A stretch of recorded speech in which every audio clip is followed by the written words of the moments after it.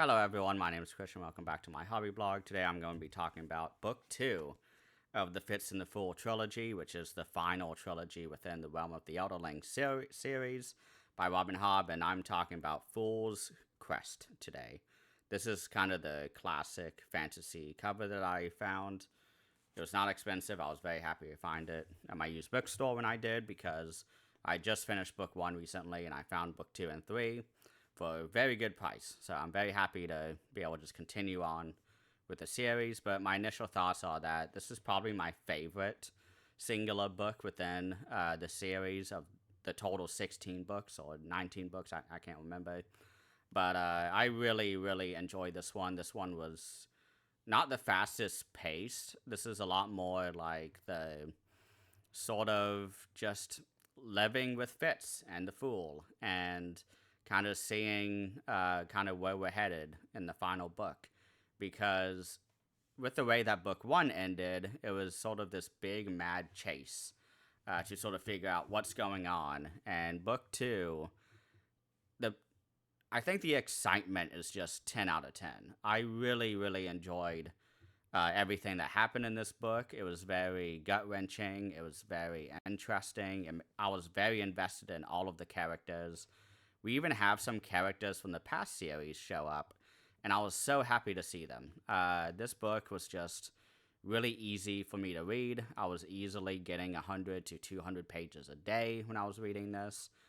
Hobb's writing is just incredible in the series overall, but of course in this book specifically, because there's a lot of small moments that sort of can fly by without you realizing it. But then, if you just sort of let it sink in, it just really affects you. And Robin Hobb specifically, her writing is just I think one of the best that I've ever read. And this book specifically definitely feels like the second to last book of the entire series because we have a lot of things kind of being wrapped up and we see a lot of convergence between all the different series and trilogies with the life ship traders and the Tawny Men and the Dragon or the Rainwild Chronicles, that 4 book series, which I was kind of okay with, but what what was in that book that appears in this specific book, I just love it a lot. Like it was so nice to just kind of re introduce these characters that we had. I'm trying to go non spoilers for the first few minutes, but it's really hard when you're talking about the second to last book of more than 10 plus book series. But I think the character decisions in this book really pissed me off. And it doesn't sink the rating at all for me because it totally makes sense why some of these characters are making really frustrating choices.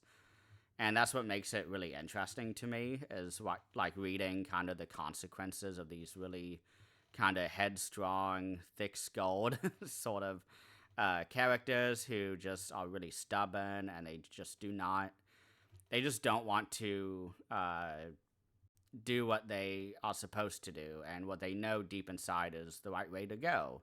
They want to maintain their independence or their pride, and it's really interesting. Like Shade, the Fool, Fitz, and I would say Thick. Those are the 4 characters who I really, really enjoyed this book. Even though they were very frustrating to read from beginning to end, I was really struck by just how much, even though I really disliked the choices they made, I was really I understood why they made the choices they made. And I really loved sort of the smaller moments between all these different characters, between Fitz and the Queen, Elania, something like that. I can't remember her name very well, but Ketrican is amazing in this book still. I think that's a character who, if I was to reread Realm of the Elderlings, I would pay a whole lot more attention to her because I did not realize how important she was within the entire series of Realm of the Elderlings. And I just really, really love her character. I think she is just such a lovely supporting character for everyone, and she also just has just great tenacity and sort of strength within her because she has just gone through a lot of bad stuff, just like Fitz has. Not as much as Fitz, obviously, because Robin Hobb, she tortures her main characters the most, but Kettricken, she's been through her own sort of obstacles in life, especially in the Farseer trilogy. And it's really interesting to see all these locations. I think this book specifically spends the most time in these locations that we've known since the very first book of the Farseer trilogy. And I love seeing these locations evolved and sort of evolved. Like, it's really interesting to think about. So I've been reading this series about 6 years now. I've been really slow with it, but it's been a really great journey for me. And although it's taken me this much time, like, I still vividly remember the images in my head from the Farseer trilogy. And this book in specific, like, revisits a lot of these locations, and it's really fun to see how they've evolved and seeing older Fitz kind of thinking back to his childhood days. Like, it's just so fun. And another thing that I really enjoyed was actually Bee's storyline, because one of the things I did not like in the last book was that she seemed to be put into like a possession state. Like, she was not herself, and she just went with the enemy group that we don't really know anything about. And as we learn about them in this book, I really, really kind of started to care about the villain groups for the first time. Because usually I just don't care about them. I think that the villains are usually my least favorite part of the Robin Hobb books, outside of the life ship traders, because of course Kenneth is just an awful, awful person, but so interesting. So interesting to read his point of view and just all the events surrounding him. But this book specifically with the villains, like, it was just a lot more interesting, and it made me a lot more invested in Bee's storyline because I love her to death.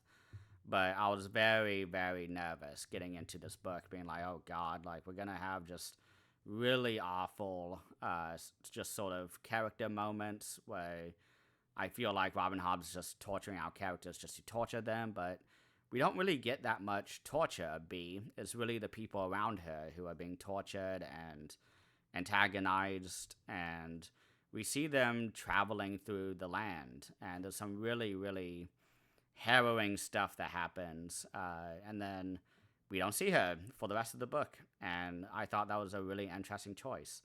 But I guess now would be the time to go into spoilers, because it's just really not that much. I think I would give this book like a 9 out of 10. I really, really enjoyed it. I don't think it's as high as a 9.5, because it's just, there's a lot of stuff that has not been concluded yet. It makes sense. We're kind of in the middle of the book here, leading into the final book of the series. I don't know how I'm going to do the review. I think I'll just be crying the whole time. But to get into spoilers, I really, really enjoyed the first half a lot, because it was this sort of like mystery where everyone's trying to figure out what happened to Riley Woods, which is the sort of estate that Fitz and Bee and Molly lived at before the White Prophet and all these sort of people come in and kill a lot of people while Fitz is helping the Fool recover. And they sort of go silent, and we're kind of in the middle of the winter festivities. And so Fitz is like, oh, like, she'll be fine. And everyone that, like, the entire previous book has been telling him, like, you have to get a household god. Like, you have to have people who can protect you. And he's like, I can protect myself. And obviously that's not true, because at the end of book 1, everyone is sort of caught unawares. And Bee is kidnapped. We have the kidnapping of what's her name? Of Shade's daughter. I keep on saying Lance, but that's his son. Shun. Her name is Shun. And she's a really great character. She actually really helps Bee. And although she doesn't get along with Bee that well, she's kind of like, okay, like, you are obviously someone who is not this awful compared to the White Prophet people, because they are trying to bring in, like, the apocalypse, basically, and trying to bring in, like, the catalyst, like the catalyst. And they think that B is the son of the Fool, because they have been, as we learned at the end of the last book, he has been being tortured for a long time by these white priests.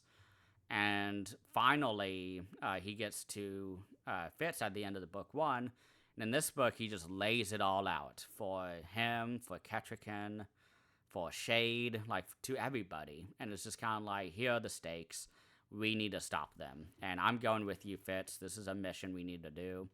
And the entire book is Fitz and the Fool going back and forth on when they can do it. They keep getting interrupted because other things are going on, of course, in the kingdom. And we have a moment where Fitz is just like, because halfway through the book, B and a few of the antagonists, they go through the portal, through the stones.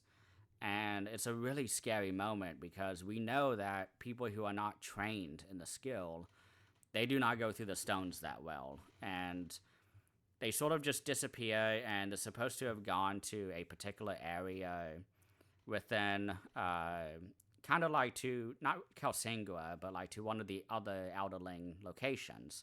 It's really interesting because they go through the stones and they're supposed to go to this Elderling location that was at the end of book one, or trilogy one, where Verity and Fitz, they revive the dragons, and they have Gil on the dragon, and the Fool sees them, and it's a great ending to that trilogy. But they were supposed to have gone back to that location, and Fitz sends a few of the skill masters from the coterie to go through the stones and try to find B, because he is unable to use the skill because he has eaten elf bark, and that nullifies the magic and the skill, I guess. But so they go through, they can't find her, so they're just like, I guess she's gone into the skill current, and they all just assume she's dead. We have this very harrowing few chapters where everyone's just mourning her. And we have this really sad moment when Hap, the kind of son-in-law, or adopted son of Fitz during the Tawny Man trilogy, he comes in and he's like, hey, this was, a toy or a dress I was giving to B, like, and that was the moment that really made me weep while reading this book, because although I knew that she was not dead, I thought that would have been a really bad end for her character. And I was hoping that she was still alive, and as the final chapter shows, she is alive. She's just somewhere that we don't know. But during those few chapters, especially at that moment, it was just so sad because everyone believes it. And it's really hard to read scenes like that when, although you believe otherwise, it still really, really hits. The writing of Robin Hobb is still 10 out of 10, I feel like. And this scene shows it. And I really, really was struck, too, by just the tenacity and the anger that Fitz has, because he doesn't always indulge in it, although he really wants to. And try not to hiccup here. But it's really interesting to see Fitz in the second half of this book, because he and the Fool, they know that they're going to go and try to rescue B and Shun, but the Fitz is kind of like, I don't think I will bring the Fool with me, because he is just too weighed down. I mean, he's still recovering from all the torture. They've been slowly healing him. We discover that the white priests, they basically have cut off the fingertips, the skilled fingertips that he had, and that's what they used to go through the skill pillars. And that's why they are just lost. Like, just no one can find them, because that was not a good method at all to doing that. And I really, really was struck by that too. Like, just this book was just so striking. I keep mentioning that, but it's true. That part in specific just really made me sick, because the end of Tawny Man trilogy, of course, we see the Fool after he's been tortured. by the White Priestess, who was kind of like the Pale Lady or the Pale Woman, I think her title was. But he was just like near death by that point, and Fitz has this really amazing moment where he bonds with him and he basically makes him complete again, and they basically become one person. And this book shows that she is as much Fitz's daughter as she is the Fool's daughter, and that is actually like a three-person mating kind of ritual, which we saw before in the Farseer trilogy when Verity has Kettricken become pregnant through Fitz. And I thought that was a really cool way to kind of bring that concept back around, but specifically for Fitz and the Fool with Molly to produce B. I thought that was a really, really great reveal because she did have a lot that the Fool had. Like, she really reminded me of the Fool with her powers and the dream reading and all that. And I really, really loved it. I love everything about this trilogy so far. I don't think there's any downsides to it. I love the last 100 pages or so where Fitz starts traveling, and then we see the Fool and Spock, or Ash, who is the kind of assistant of the Fool, kind of go through the stones, and they reunite with Fitz, and they go to Kelsingra. And we have this amazing moment when we have all the Rainwild Chronicle characters kind of come in and be very antagonizing, and they're like, you guys are thieves, and you guys are just trying to steal everything from this hidden part of Kelsingra that we don't allow anyone to go to. And it's really, really fun. I really enjoyed that section. It was just a lot of fun to sort of revisit Kelsingra, and we have Rain, and we have Malta come back, and I love Malta. I think she's a fantastic character. As much as I really disliked her in book 1 and book 2, I think, of what was it called, Life Ship Traders. I thought she was just awful to begin with, but she really comes around. That's the magic of Robin Hobb and her writing. But it was really fun to see these characters again, and she meets with Fitz and the Fool and the rest of the party, and they give them a very royal welcome, because halfway through the book, before B is sort of taken through the skill pillars, they anoint Fitz and kind of give him, or kind of unveil him to the entire world as Prince Fitz Chivalry, Farseer, the skilled bastard, they call him. And everyone is just kind of wowed, because Fitz is just kind of standing off to the side, just, observing, these really important political sort of moments while they're at this dancing kind of festivities at the Winter's banquet. And they're kind of like, hey, you, Fitz, come here. And he kind of has this like mild panic attack, because he's like, oh no, I'm not ready for this. And Kettricken finally unveils him to the world. And it was a really, really just wonderful and magical moment.